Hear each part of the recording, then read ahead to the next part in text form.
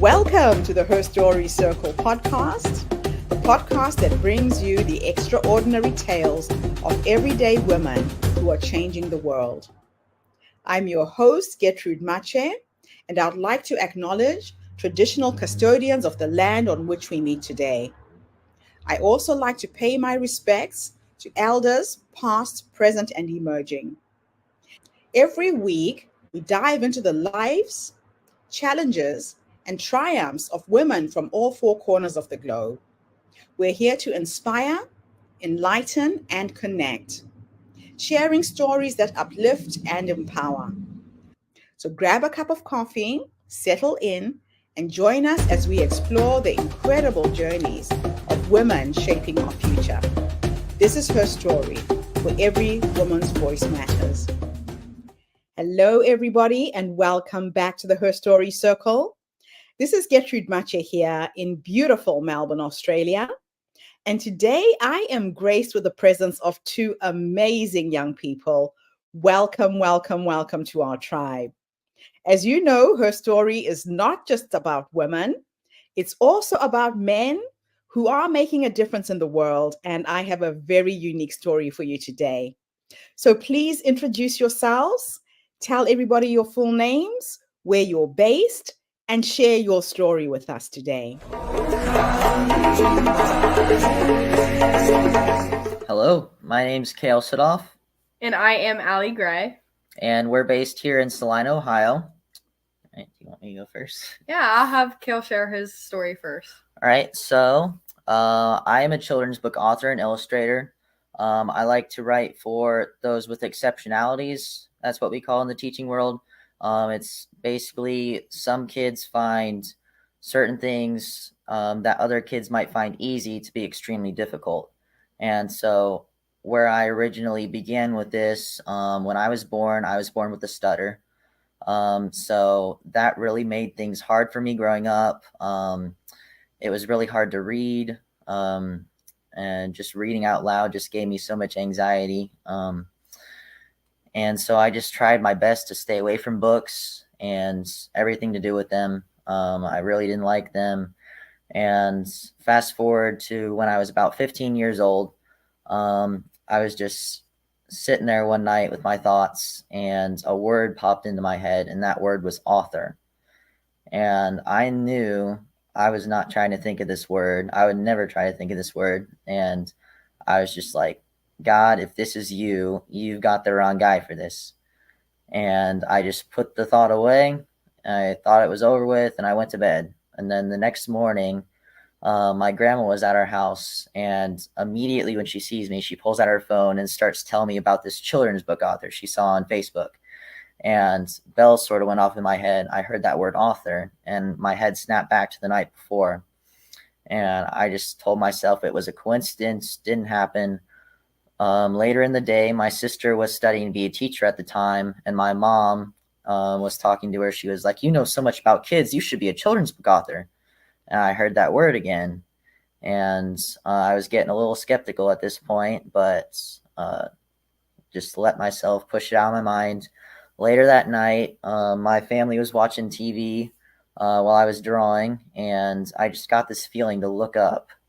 And my family was watching this game show, and every time a new contestant would come on, they'd say their name and what they did for a living. And I look up, and there's this older woman standing there just staring dead down the barrel of the TV, and she says, I am a children's book author. And I just sort of broke down at that point. I got out my phone, downloaded Google Docs, and just started writing. And I was astonished at how natural it felt, almost like a certain part of me I'd never really used. And I had just been ignoring this whole part of my life that has really come to define me as a person. And I don't really know what I would do if I weren't an author. It's just crazy to think that Jesus Christ can take your just the worst part of your life and turn it into your greatest triumph. And I'll continue to tell that story for the rest of my life. So my story is a bit longer and sort of all over the place, but I will try my best to get you guys through it. So starting in 3rd grade, I had an interest in learning sign language. There was an older woman at my church that had a deaf son, and I always noticed no one was really talking to him because they couldn't communicate with him. They had to sign to him, and a lot of people didn't know sign language. So in church, I was always sitting behind them, and I always tried to see what they were signing or understand what they were saying, but I never could. Luckily, I was in 3rd grade at the time, and she was a teacher or an interpreter at my local elementary school at the time. And I had asked her if she would ever be willing to take a couple recesses of her day and teach me sign language.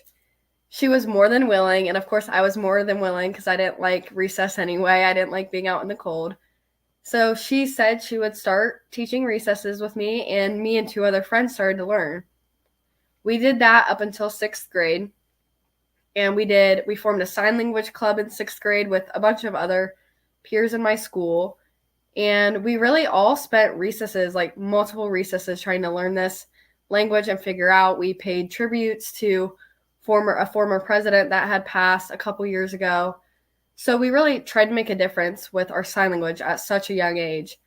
When I got into middle school, the group kind of split up apart because we had one move, and it just really didn't work with the transition of school. So I kind of lost it, and there was no one in our school that I could communicate sign language to, and the kid was no longer in my church at the time. So I just kind of lost my sign language there for a little bit. When I got into high school, I started taking College Credit Plus classes, and this was my freshman year. And instead of Spanish at the high school, I wasn't a huge fan of Spanish. I could never get it down. Something just didn't click for me. So I started to look into College Credit Plus classes, and ASL was an option, which is American Sign Language. So I started to pick up American Sign Language again, and I had the absolute best professor. She's definitely one of my favorite teachers I've had so far. She really made the love for the language come out of me full circle. I was then doing deaf game nights. We were involved in deaf concerts where we would have deaf guests come and watch us sign songs. So it was really cool that instead of just making it a class, she really made it a full experience for everyone trying to learn the language. And we really connected with the deaf community that way. So that's kind of my story with sign language. I've now taken 3 ASL courses and hoping to take a 4th one this coming fall. So with my sign language, a couple years ago, I did the Lake Festival pageant, so last year actually. And this was my first pageant. I wasn't really sure what I wanted to do with pageants. Everyone always told me I was a good speaker and good at communicating with people. So I just thought I'd try it. If I didn't like it, I didn't like it. But my question was, what would I do for a talent? I always thought to be in a pageant, you had to sing or dance or do generic talents. And they told me I could sign. So I signed a song in sign language, and that was my talent for the pageant. I had won the pageant, which was a local in my hometown. And from there, I went and competed at Miss Ohio's teen this past June, and I won Miss Ohio's teen. So now I will be going to compete for Miss America's teen in January. But with that, a lot of people think pageants are just beauty pageants, and there's a lot of controversy with that. But behind my story of that, I started a community service initiative, which is something from my first pageant that I carried through with me from today and so on, which is Be Real, Not Perfect. And this initiative is from a personal story of mine. I went through some things in 7th grade in middle school where I was comparing myself to the people around me. Some of my close friends, they were into weightlifting, and I really pushed myself to look more like them. And I really wasn't confident in myself and what I could bring to the table. So I got really unhealthy habits that way. And I started to change that freshman year of high school when I started to get more of the idea that I wanted to do pageants and make a difference for not just myself, but for others. So with my initiative, I really want to make a difference in not just the lives of my local community or my state, but really anyone I can. And with Be Real Not Perfect, I want to spread the message that even if you're different, that's okay and you are loved and valued, no matter your capabilities or your characteristics. I think this goes hand in hand with my sign language abilities because I can connect with the deaf community that maybe feels like they aren't loved or valued in certain ways. So I really want to tie this all together and make a difference. And with Kale, we really partnered up and are in hope to making a difference and making something great. But I know we have a story together, which he had reached out because he saw my initiative online, and he just said, why don't we try and work on making something out of this? So we just thought both of our stories really paired well together. We both had similar values. So we're kind of running with it and seeing what we can do. Wow. What an incredible story you two have. And what amazes me is that you actually found each other online. Technology is amazing. It's amazing how the world is flat. I mean, we are having a conversation with me sitting here in Melbourne, Australia. You're there in the United States. Now, I'm going to ask you a series of questions, and the first three questions are for both of you. And I'm happy with whoever wants to pick up an answer, or maybe you could answer 50-50. Okay. So, the inspiration of founding Silent Opportunities is all based on your personal experiences. How has this influenced the decision for the creation of Silent Opportunities, and what does Silent Opportunities actually do? Okay. Do you want me to go first? Yeah, you can go first. Okay. Well. So with Silent Opportunities, we just really want to strive toward the end goal of inclusion of everybody who just is sort of outcast in society. Throughout high school, I definitely saw a lot of kids being excluded for a number of reasons, and I just don't think this is right.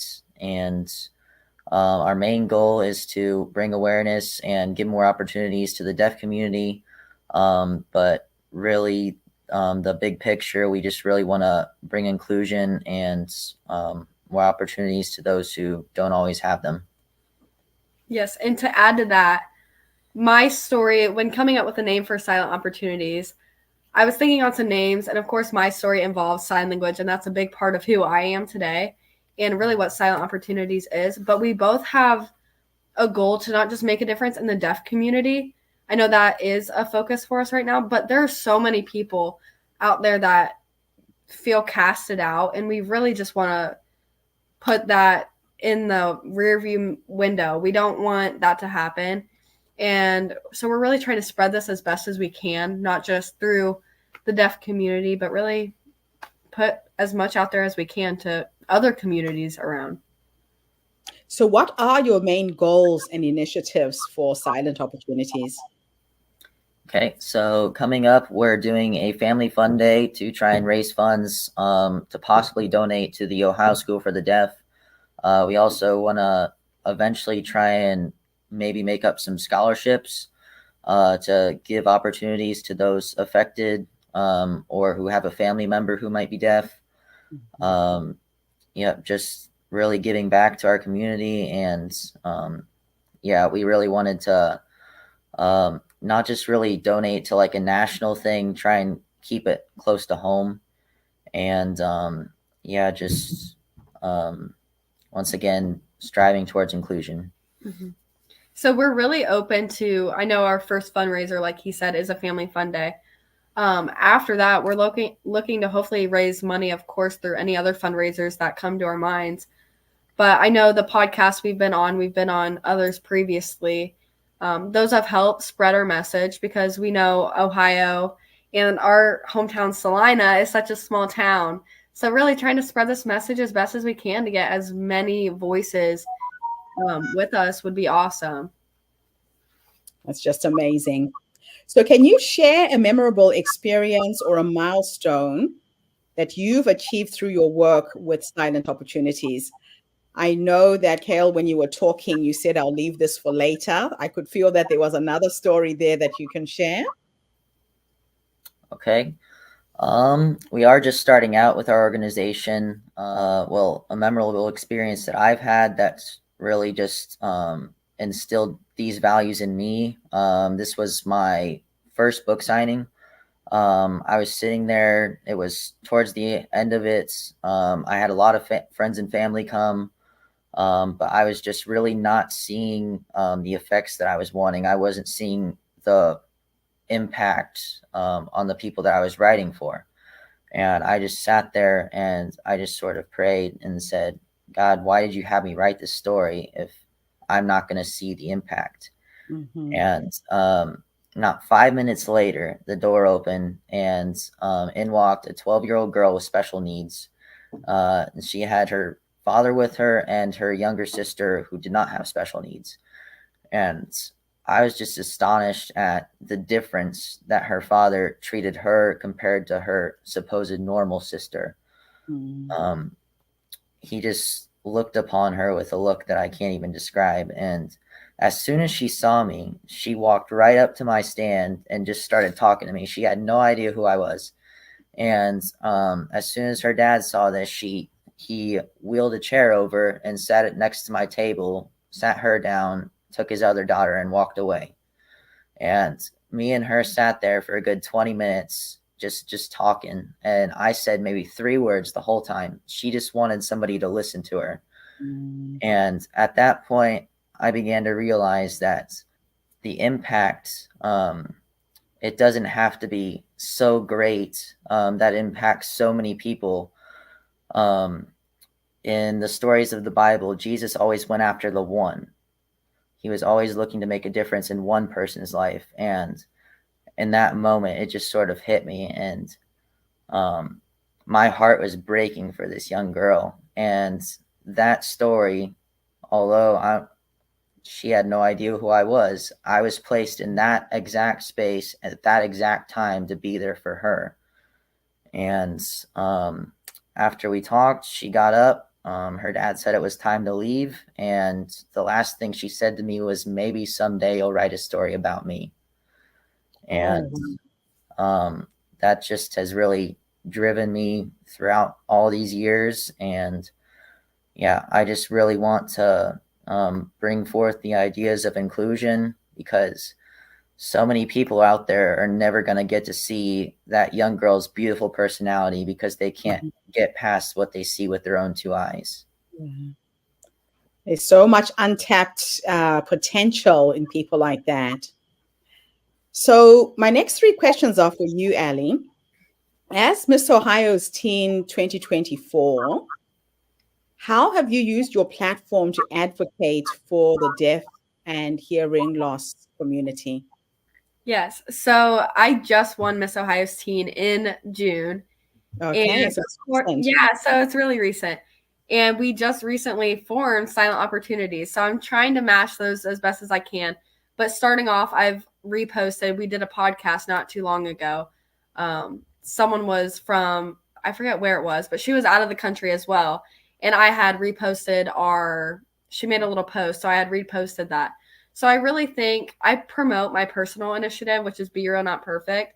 And as we start coming up with more silent opportunities, I really will focus my social platform on what me and Kale are working on, because this is really a big part of my life now, along with my personal initiative and others. So my social media is probably my best way to spread this message right now as Miss Ohio's Teen.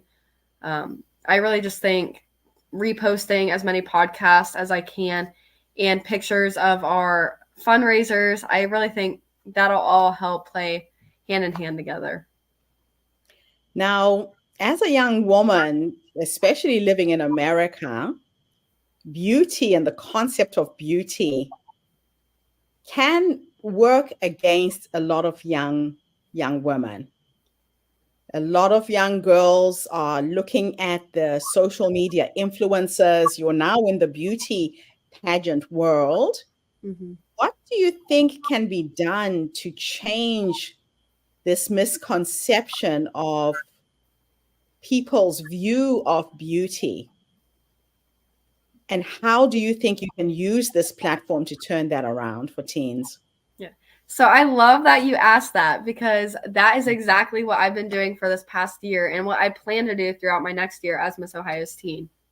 One of my personal initiative, like I've said, is be real, not perfect. I have learned from a very young age what it was like to not be perfect. I idolized my best friends, and I always thought they were the perfect person. I would idolize influencers on social media. But when I started getting high school, I started to realize social media, there are positive aspects to it, but there's a lot of negativity when it comes to Instagram or other social media platforms. And you really don't know what's true on social media, whether it's filtered or photoshopped. You never know. And with my initiative, when I first won my first local pageant in my community, I stayed with the same initiative, Be Real Not Perfect. And my goal was from the start on, from that point on, I was not going to be using any filters on my post. There was no Photoshop ever. Even if I had a photographer that took pictures, I'd make sure they would not edit anything unless it was lighting. And then if I had lighting changes or any filters like black and whites filters, I would caption it in my caption, and I would say, this is a filtered post. So I'm outing myself. So girls, whether that's teen or high school or even younger than that, they know what I'm putting out there is filtered. So I think really just being vulnerable on social media is so important, because a lot of younger girls, they don't understand, oh, what's Photoshop and what's not. Yes. A lot of people think what they see is real, and a lot of times the sad truth is it's not. So with my whole platform, everything I'm posting is real. I do behind the scenes of a day in the life, and there's funny clips in there. I'm being myself. I'm not showing a filtered version of myself, which is really just so important. And that's definitely what makes me unique when it comes to pageantry, because there is that misconception of, oh, you have to be perfect. You always have to do this or look a certain way. But I've really transformed that with my platform, which is something I love, because when you see me online, that's who you get in real life. And that's been my biggest thing throughout this whole process. That is just wonderful. So what advice would you give to other young people who want to combine their passion and community service efforts? I would tell them to be themselves. Definitely. I think when you're working towards something, make sure you're passionate about it, and make sure you have an end goal in the whole process. I always say to find people you want to impact and hold them really close, because everyone thinks, like Kale said, you have to impact a bunch of people, but it's really, the goal is if you change one life, that's already one life changed. So when you're making a difference in your community, just try and reach as many people as possible, but make sure you're taking the time to really connect with each person you're making a difference for. So I really think just putting your real self out there and being an example and a positive role model for people to look up to is so important. Just one more thing, set goals and have people to keep you accountable for them. Just really try and stay motivated and always keep your mind on the end goal. I love it. So now the next three questions are for you, Kale. Your children's book, Born to Stand Out, is aimed at raising awareness about the deaf and hearing loss community. Can you tell us more about the story and the message that you hope to convey? Okay, so the basis of this story, the main character is an elephant named Evelyn. She was born deaf, and she finds it really hard to make friends at her school. She doesn't like to put herself out there because she doesn't think that anybody's really going to pay attention to her. She can't communicate the same way as other people. She loves to paint, much like I love to draw, and she likes to spend more time in her imagination rather than going out and trying to make friends in the real world. It takes some really inspiring words from her mom to just realize that she was made on purpose for a purpose, exactly how she is, and she doesn't have to try and be anybody else. She doesn't have to do everything the same way as everybody else, and At the end, she finds a new way to communicate with others, and that works out pretty well for her. That's fantastic.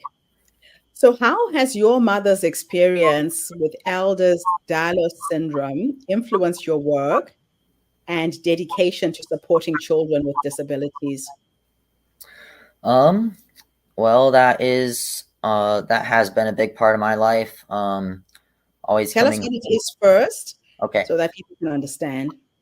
So Ehlers-Danlos syndrome, a lot of their sort of joints can come undone.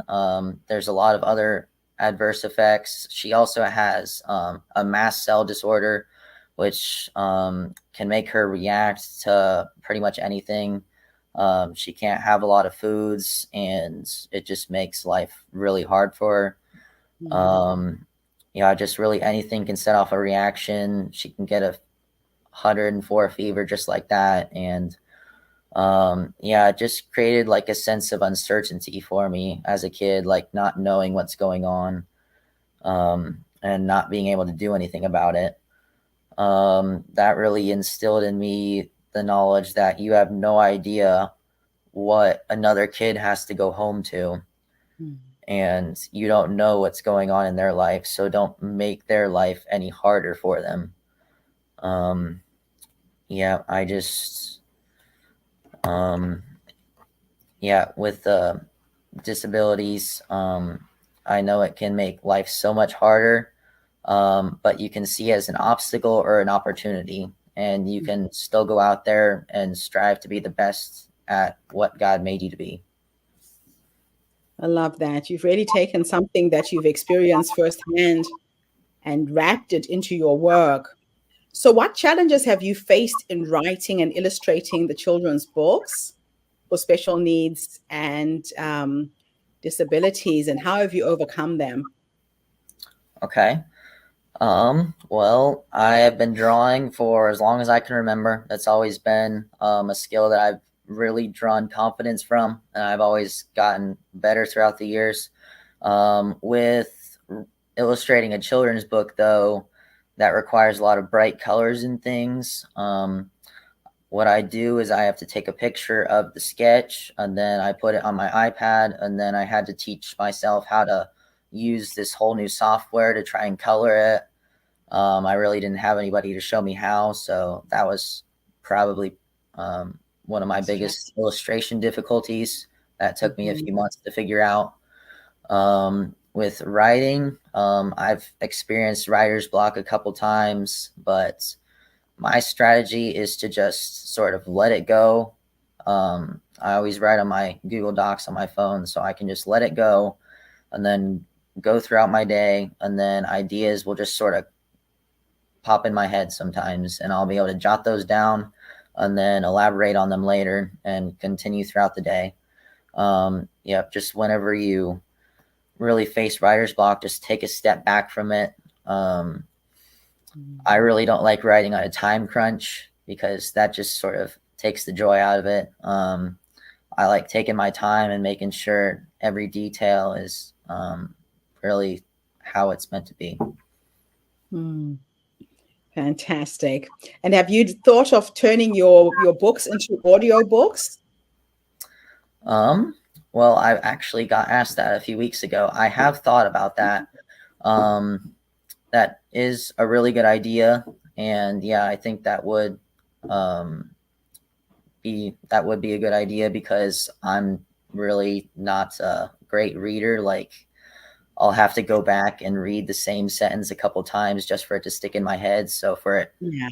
I definitely respond a lot better when people are like reading it and I can just listen to it. So yeah, that is something that I should really think about. Yeah, and especially for the community that you're trying to serve, right? Yes. That would really help them take in your content. So my last question for the two of you is, looking ahead, what are your future plans for Silent Opportunities, and how can the community support your mission? Okay. Our main objective right now is the Family Fun Day, which is in September. would you mind putting our website on the notes if I email it to you, or I could just say it right now if that would work? If you want to type it in the private chat, I can actually share it with the video. Okay, I'll do that here in a second. But if anybody can go to our website, there's a fundraising tab on there, and it will take you right to a GoFundMe. So anybody who would like to donate to our cause can just go on there and donate really easily, and we'd greatly appreciate that. That's a great way to get involved. Our website has pretty much everything we're involved in. So if you want to learn more about us, you can just go on there, and that has everything you need to know. And while he's typing that, Silent Opportunities, that the one? Yes. Okay, fantastic. And you were going to say, Allie? So to add to that, while Kale is typing this out, it's definitely been our big priority, the Family Fun Day. But another big priority is really getting funds just to help us take this message further. I know there's going to be a lot of things we're planning to do to raise money, but to make that happen, of course, you have to have a little thing to fall back on to help. So I think really just fundraising and having people help us make the difference we want to make is really important. I know as we get out there and on more podcasts and get more people involved, our message will get spread more. And hopefully that'll touch some ears that'll be interested in hearing our story and what we want to do with that. So I think it's going to come with time, but I hope we get to reach as many people as possible, and people would love to help us out through funds so we can really make a difference in as many lives as what we can. Fantastic. Well, listen, thank you so much for both of you coming in and sharing your amazing story with us today. It always inspires me when I find young people who have a conscience, who are seeing that they can be the change you want to see in the world. Very, very inspiring. Keep going. Do not tire. And I'd love to stay in touch with you guys and maybe do a follow-up interview a year from now and see where you're at, and just keep track with your progress and keep supporting you in that way. Thank you so much for having us. Yeah, thank you so much for having us. It's an absolute pleasure. And thank you to everybody who's tuned in today. The Her Story Circle is a social impact movement. We're not just a podcast. We bring you the stories and voices of people from all over the world who are making a difference in their own communities or globally.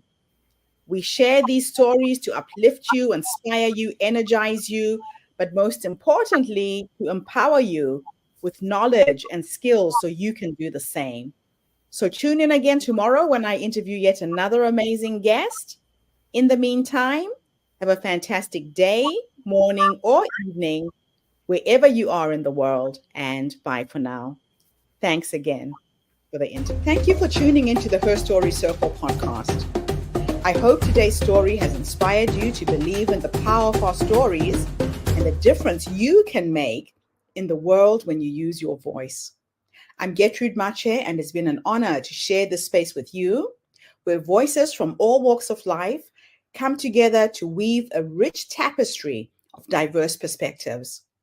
Don't forget to subscribe, rate, and review our podcast to help us share these stories with more listeners. Follow us on social media by looking for the Her Story Circle podcast for more updates, and join us tomorrow for another episode filled with courage, resilience, and empowerment. Remember, your story matters, and together we're building a stronger, more inclusive world. Until next time, keep making her story.